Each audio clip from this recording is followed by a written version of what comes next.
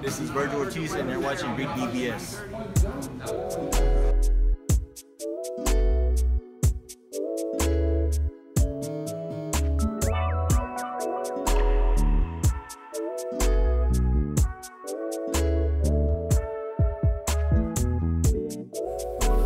REED-BBS, BBS.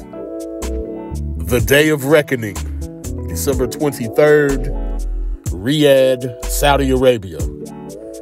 The sheer enormity of this card, it can't be overemphasized. It's huge fucking card. Going down the list, we got Anthony Joshua versus Otto Valen. We got Deontay Wilder versus Joseph Parker. We got Dimitri Bivol versus Lyndon Arthur. That's actually the only title fight on this entire card. We have Daniel Dubois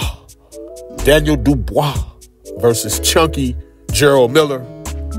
We have Jai Opataya versus Ellis Zorro. That's a cruiserweight fight.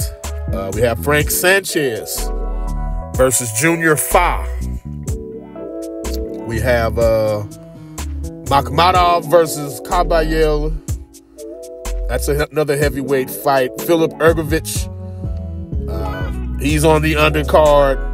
All told, 10 of the top 15 heavyweights in the world. 10 of the top 15 ranked heavyweights are appearing on this card. So again, the sheer enormity of this event cannot be overemphasized or overstated. Reminds me of some of the late 70s and early 80s cards that featured the likes of Wilfredo Gomez and Larry Holmes, Sugar Ray Leonard, Roberto Duran. They were all in basically tune-up fights, and then they'd give you like a Jimmy Young versus Michael Dokes main event, all on the same fucking card, under the same building, under the same roof. I remember the simulcast back in the day.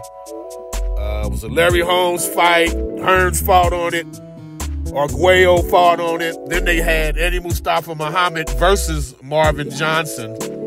They had Big John Tate versus Mike Weaver.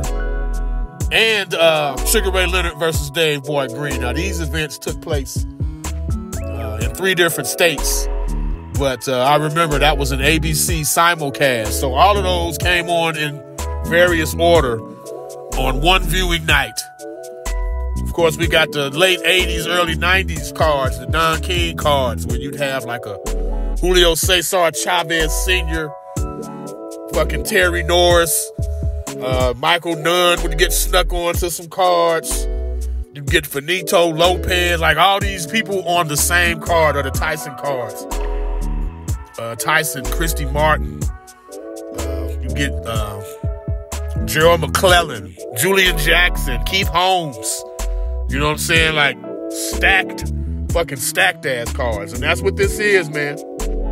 But having went through the list, the bouts of import would be, of course, Joshua versus Valeen, Wilder versus Parker, and to me, Dubois versus Miller. Frank Warren, he continues to echo the sentiment that this is basically must win. This is it. Shit or get off the toilet time for Daniel Dubois.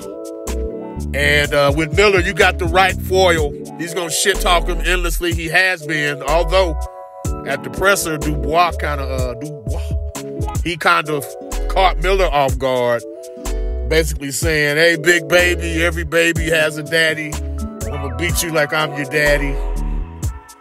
It was forced on the part of Dubois.